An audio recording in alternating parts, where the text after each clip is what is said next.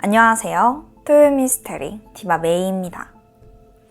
여러분, 나온 지 조금 되긴 했는데 미드 덱스터 혹시 좋아하시는 분? 손 좀 들어주실래요? 사실 제가 이것도 엄청 팬이거든요.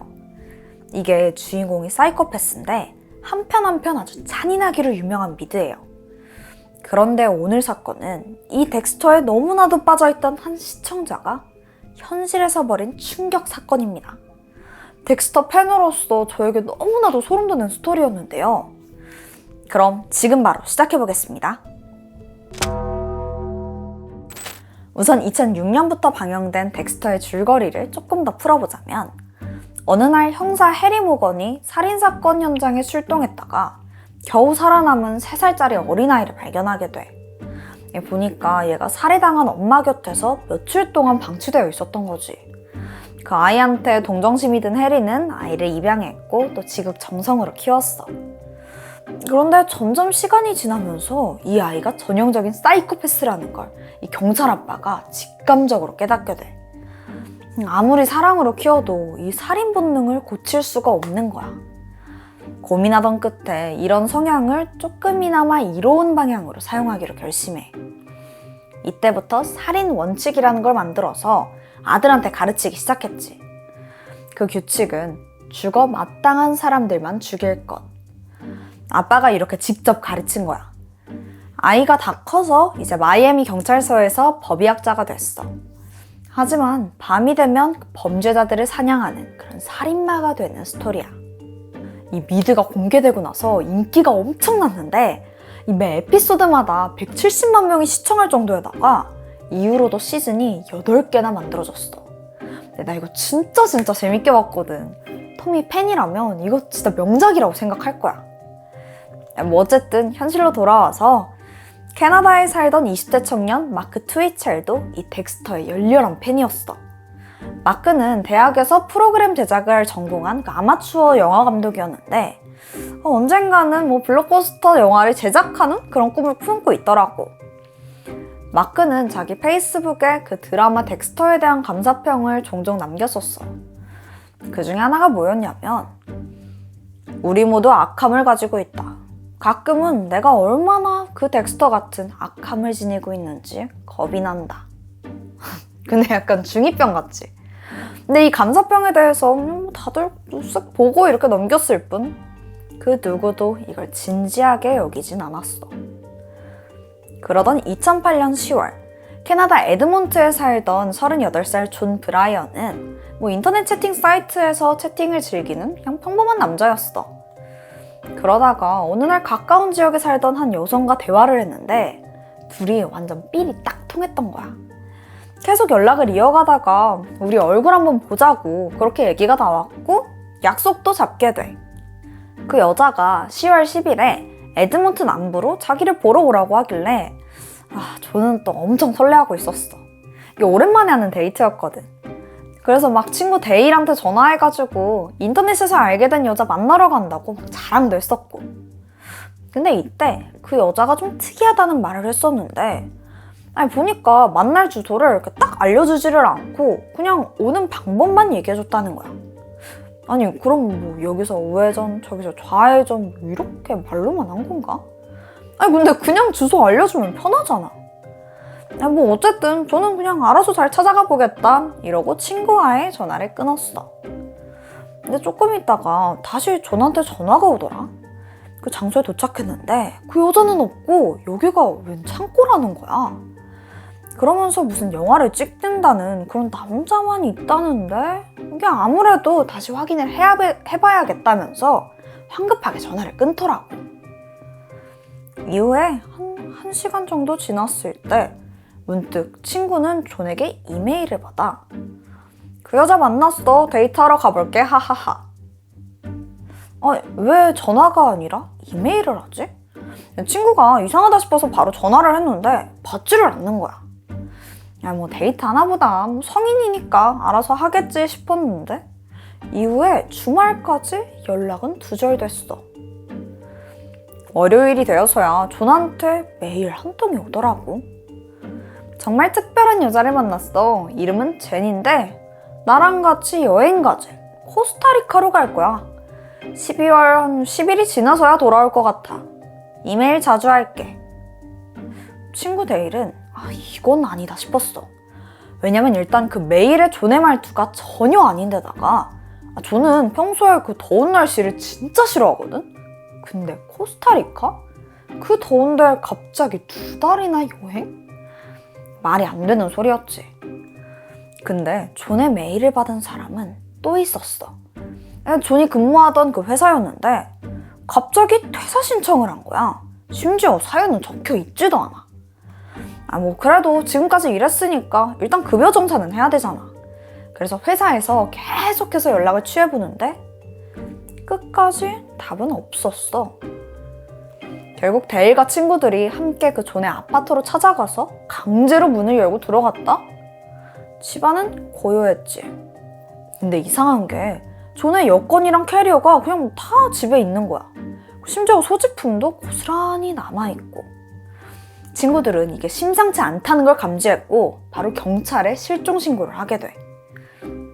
다행히 존이 그 데이트 가기 전에 친구한테 가는 그 경로를 자세히 말해뒀거든. 그래서 경찰이 그곳으로 출동했지. 그랬더니 진짜 그냥 덩그러니 그 창고 하나가 있더라. 게다가 무슨 드라마 촬영장처럼 이상한 소품들이 이렇게 널려있기도 해. 경찰은 아무래도 이 창고를 빌린 사람이 의심스러워서 그 계약자를 확인해봤더니 아까 그 영화감독 지망생이던 마크 트위첼이었어. 처음에 그 경찰 조사를 받았을 때 마크는 그 존의 실종에 대해서는 아무것도 모른다는 입장이었어. 근데 존이랑은 아는 사이래. 그날 자동차 중고거래 때문에 이 창고에 왔길래 만나기는 했지만 그 이후에는 어디 갔는지 자기는 모른다 뭐 이러는 거지. 근데 이게 그 존 친구가 알고 있던 이야기랑은 좀 다르지? 경찰은 그를 쉽게 믿지 않았어. 왜냐면 사실 그 마크 자동차 트렁크랑 또 노트북에서 핏자국이 발견됐었거든. 경찰은 이게 존의 혈흔이라고 의심했고 그렇게 마크를 유력한 용의자로 지목하게 돼. 마크 쪽 주장 들어볼까?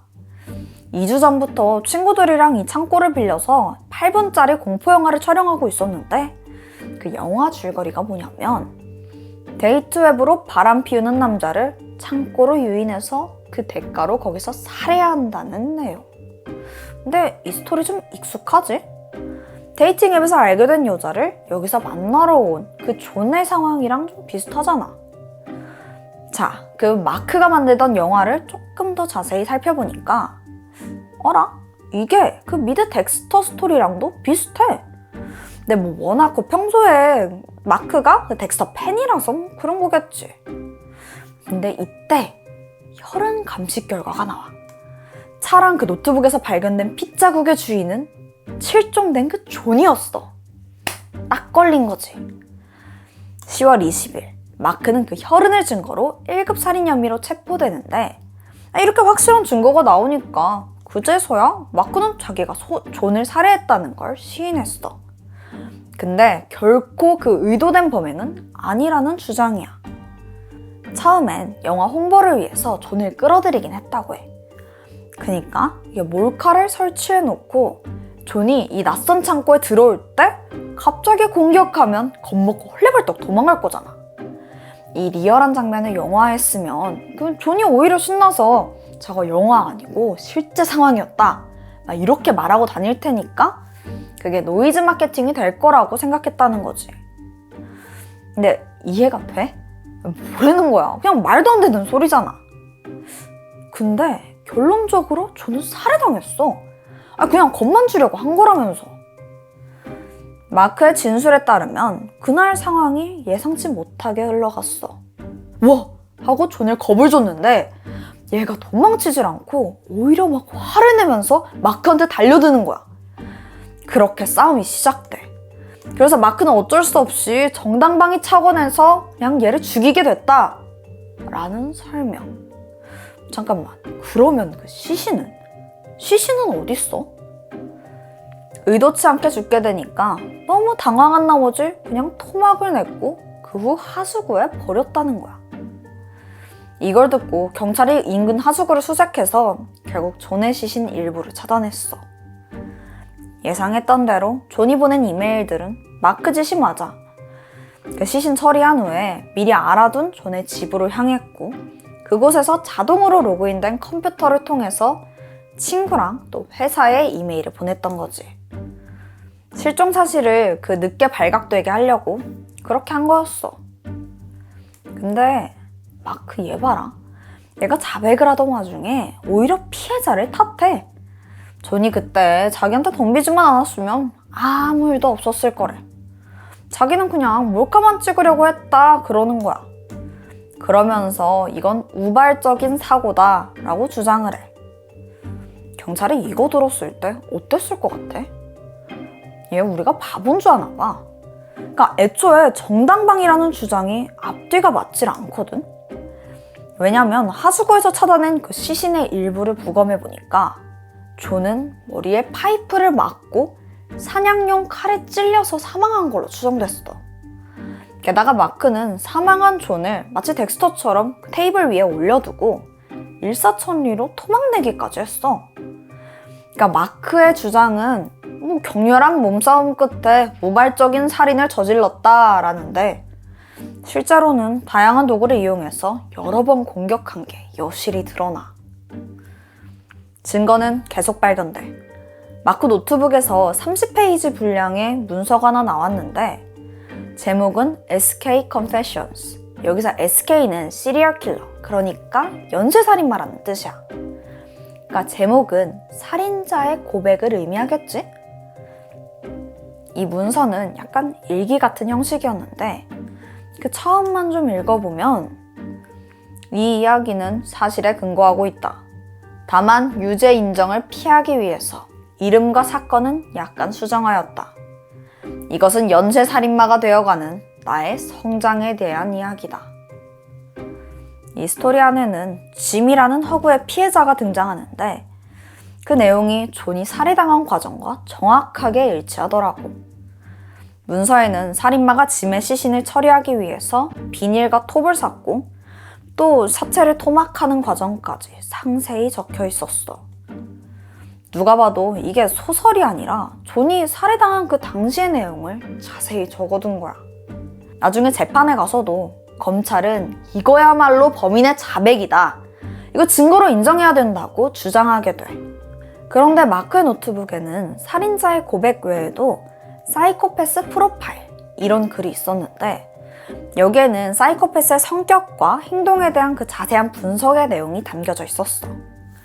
그 중에 하나 눈에 띄는 문구가 있었는데 나는 제작자로서 내 영화의 판매와 배포에 대한 이익을 가질 수는 있지만 연쇄살인마로서 나는 격렬한 흥분과 징역 외에는 아무것도 갖지 못할 것이다. 자기 자신이 연쇄살인마라는 자백 그 자체였던 거지. 응? 근데 아직 죽은 사람은 존 한 명뿐인데? 그러면은 더 있을 수도 있다는 거야? 이후의 수사 과정에서 충격적인 사실이 드러나. 마크가 존을 살해하기 전에 이미 살인미수 사건이 있었던 거야. 이번에도 그는 데이팅 앱에서 여성인 척 타겟을 물색했고 그렇게 해서 알게 된 게 바로 테트로였어. 존의 사건이 있기 불과 일주일 전 2008년 10월 3일 이날 테트로는 설레는 마음으로 데이트를 하러 나섰는데 그 알려준 주소로 가보니까 웬 차고였어. 잠시 후 테트로가 그 차고로 들어선 순간 갑자기 하키 마스크를 쓴 사람이 나타나더니 3단봉으로 테트로를 막 공격하는 거야. 그러다 잠시 후에는 총을 꺼내더라. 테트로는 진짜 이러다가 죽겠구나 싶어가지고 그 죽기 살기로 그 마스크맨을 밀어냈고 겨우 현장을 빠져나오게 돼. 짐작했겠지만 그 하키 마스크 쓴 사람은 마크였고 마크 입장에선 첫 번째 살인 시도가 실패로 끝난 거지. 근데 여기서 문제가 있어. 정작 피해자 테트로가 이 사실을 경찰에 알리지 않았던 거야. 자기가 채팅으로 여성을 만난다는 사실이 조금 부끄러웠거든.